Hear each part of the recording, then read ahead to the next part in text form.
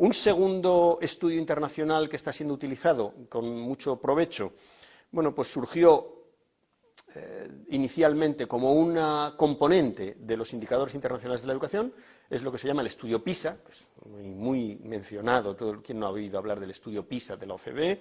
El estudio PISA lo que hace es valorar los resultados que obtienen los alumnos y las alumnas a los 15 años, no por tanto en el último curso de su escolaridad obligatoria, sino a los 15 años, por tanto en países donde hay mucha repetición de curso, son alumnos que no han llegado todavía al final, le pasa a España, que tiene un 30% de alumnos que repiten alguna vez en su escolaridad, le pasa a México, le pasa a Francia, pero no le pasa a Finlandia o a Corea o a Japón, donde los alumnos no repiten, porque incluso está prohibido en algunos sistemas que los alumnos repitan. Por tanto, no es una evaluación en un curso, sino una evaluación a una edad.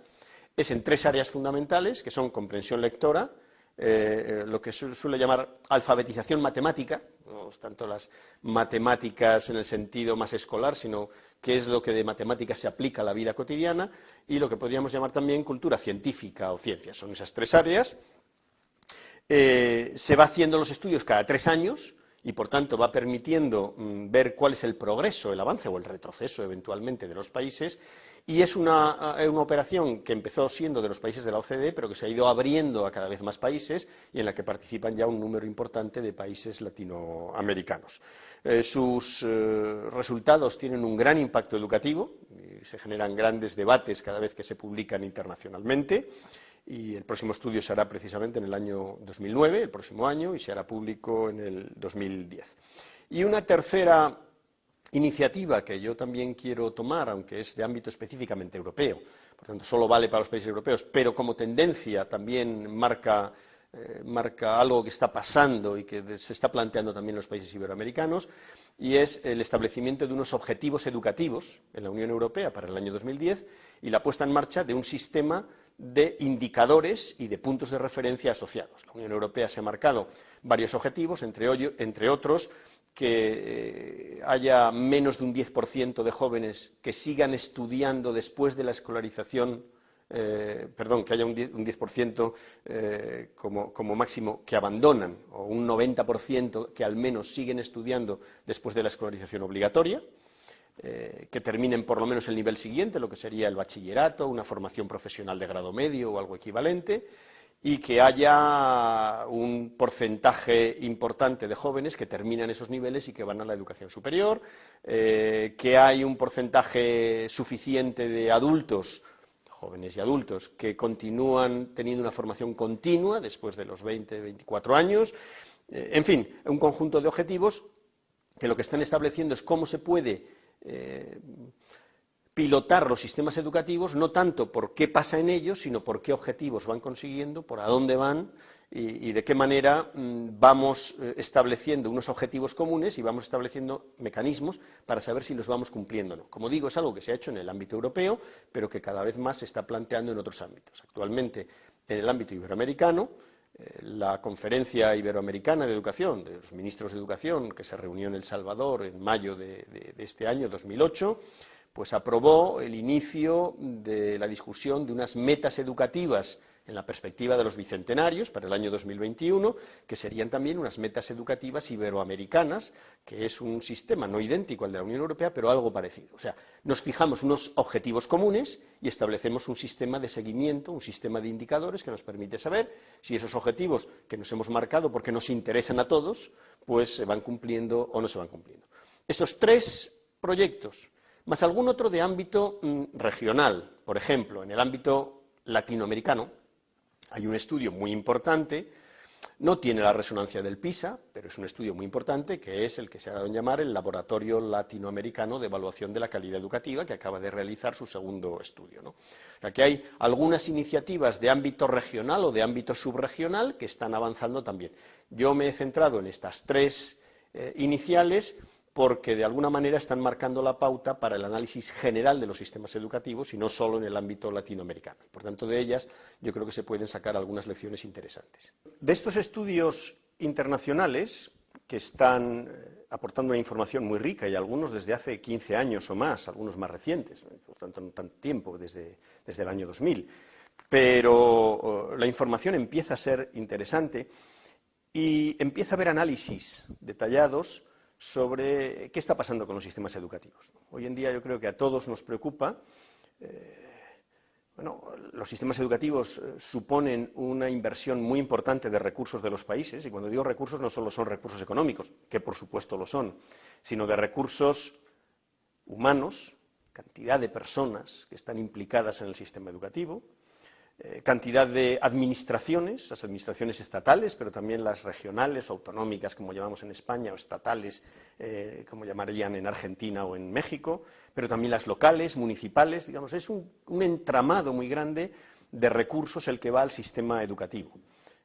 Permítame poner un ejemplo, yo creo que lo entenderán muy claramente. En España tenemos más de 7 millones de estudiantes en el sistema educativo no universitario, que con el universitario se va hasta cerca de los 9, unos 8,5, en un país de 40 millones de habitantes. Fíjense que estamos hablando de una quinta parte de la población, más 600 y pico mil profesores que hay, más las familias de unos y de otros, que el sistema educativo está llegando a una inmensa mayoría de la población, pero de manera directa, como alumnos, padres de alumnos, trabajadores de la educación, familias de trabajadores de la educación. Por tanto, estamos hablando de sistemas, como le pasa al sistema sanitario, que abarcan a una gran parte de la población y que manejan una gran cantidad de recursos. Por tanto, es lógica, no solo legítima, sino lógica, y además yo diría inexcusable la pregunta de qué estamos haciendo con todo eso, qué es lo que estamos consiguiendo. Y por tanto, la pregunta sobre cómo los sistemas educativos sacan rendimiento, o qué rendimiento sacan, si quieren formularlo de otro modo, de todos esos recursos que manejan, pues me parece que es una pregunta muy sensata de hacer a estas alturas de comienzos del siglo XXI. Y todos estos estudios que yo les mencionaba dan pautas, dan pistas de por dónde podemos responder. Yo no me voy a centrar ahora en algunas cosas muy específicas, porque la información es muy rica. Tampoco quiero hacer un análisis exhaustivo de qué es lo que sale de estos estudios, pero sí quiero centrarme al menos en 4 o 5 temas que me parece que tienen especial relevancia y que son cuestiones que están dando información importante y están generando un debate grande en los países. Una primera conclusión que sale de estos estudios internacionales es que el nivel educativo general de una población tiene mucho que ver con el nivel de desarrollo de ese país. ¿Qué quiero decir con esto? Quiero decir, un país que tenga una población con mayor nivel cultural, en general está asociado a que tiene más nivel de riqueza y que tiene más nivel de desarrollo social. Parece una cosa trivial, y yo creo que cualquiera lo entiende fácilmente, pero los datos lo que nos dicen es que eso es cierto, que nos lo confirman y que además nos dicen en qué medida está afectando o no.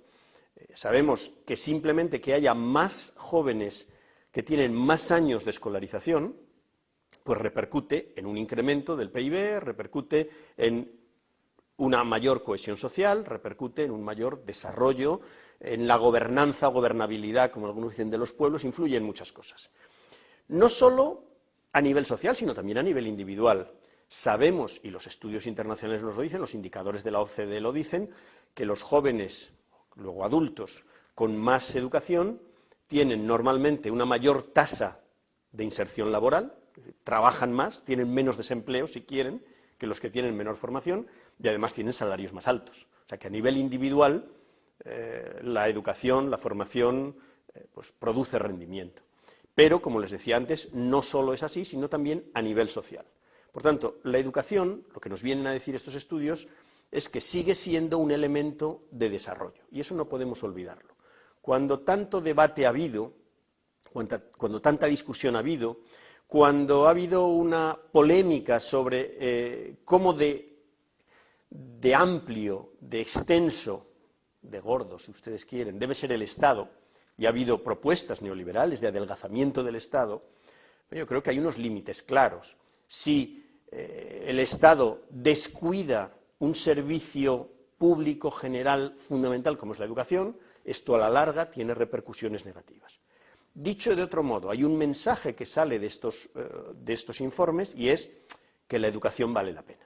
que la educación vale la pena, educarse vale la pena, a nivel individual, pero también a nivel colectivo. Y, por tanto, lo que nos están diciendo todos estos estudios es, miren, discutamos lo que queramos sobre cómo debe ser el Estado, qué debe abarcar, hasta dónde debe llegar, cuánto debe ser de gordo o de delgado, pero no descuide la educación, porque la educación es un elemento que sigue teniendo incidencia en el desarrollo. A lo mejor no de una forma tan ingenua como nos creíamos en los años 70 del siglo XX, cuando se puso en marcha toda la nueva concepción del capital humano. Hoy yo creo que lo vemos de una manera ya un poco más elaborada y más sofisticada, pero desde luego sigue teniendo un papel importante. Y hoy en día pues, se habla de la importancia de la educación para la productividad, sobre todo en economías que ya no se basan exclusivamente en la producción de materias primas, sino fundamentalmente en el valor añadido, es decir, en aquello que sobre las materias primas se pone para para traducirlo en productos susceptibles de ser comercializados. Por tanto, hay un elemento muy importante en este sentido, que algunos datos por ejemplo, los indicadores internacionales de la OCDE, pues lo confirman plenamente.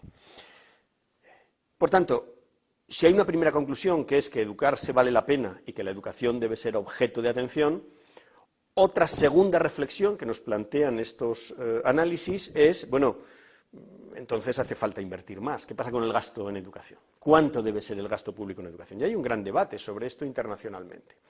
Los indicadores internacionales nos dicen cuánto gastan los países en educación. Hay dos maneras fundamentalmente de abordarlo. Uno, el gasto en relación con el PIB por habitante, es lo que algunos llaman el esfuerzo económico realizado en función de la educación, es decir, de la riqueza que tiene un país, ¿qué porcentaje va a educación?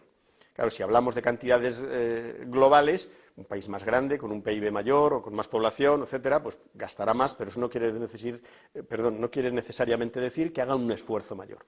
Por tanto, se usa generalmente el gasto en relación con el PIB por habitante. Pero claro, también depende de que la población sea más joven o sea más envejecida. Hay países como Brasil, que en poco más de 40 años pasó de prácticamente 60 o 70 millones de habitantes a prácticamente 150 o 160, ahora tienen más. Fíjense ustedes lo que significa eso en términos simplemente de acoger a toda esa población que se ha ido incorporando al sistema educativo. Claro, es un esfuerzo enorme. No es lo mismo que en España, donde la población es más envejecida, ahora empieza a haber más natalidad y, por tanto, la proporción de jóvenes escolarizados en unos países y en otros no es la misma. Por tanto, algunos prefieren manejar el gasto por alumno, es decir, lo que realmente se gasta por alumno en lugar de lo que se gasta en términos generales en materia de educación. Bueno, pues lo que los estudios internacionales nos vienen a decir es que el gasto en educación es muy importante, pero que no tiene una relación lineal directa con los resultados. Y eso es muy importante. No quiere decir que dé igual gastar mucho o gastar poco, sino lo que viene a decir es que frente a gastar el mínimo necesario, como poco el mínimo necesario, que lo importante es cómo se gasta, es decir, en qué se invierte el dinero. Hay países como Estados Unidos que tiene un gasto por alumno enorme, que duplica a muchos de los otros países desarrollados y, sin embargo, sus resultados son peores. Lo que quiere decir que no es solo cuestión de dinero, sino de cómo se invierte y cómo se gasta ese dinero. Por tanto, aquí hay una reflexión que nos están haciendo los estudios internacionales, que es, bueno, ¿cómo debemos gastar? ¿En qué cosas debemos gastar? Y aquí hay no hay reglas fijas, pero hay proporciones que también vienen a decir, para mejorar un sistema educativo no se debe gastar solamente en una partida, sino que se debe equiparar entre unas partidas y otras. Hay países que gastan mucho en personal, pero que gastan menos de lo que debieran en recursos para las escuelas. Como dijéramos, confían exclusivamente en el profesorado o en el personal de los centros. Bueno, pues seguramente eso tiene unas virtualidades, pero también tiene unas cosas negativas porque las escuelas tienen menos posibilidades de organizar actividades, por ejemplo, o de desdoblar grupos o de utilizar recursos de otro tipo. Por tanto, el equilibrio entre las distintas fuentes de gasto pues es algo que también surge claramente de estos estudios internacionales.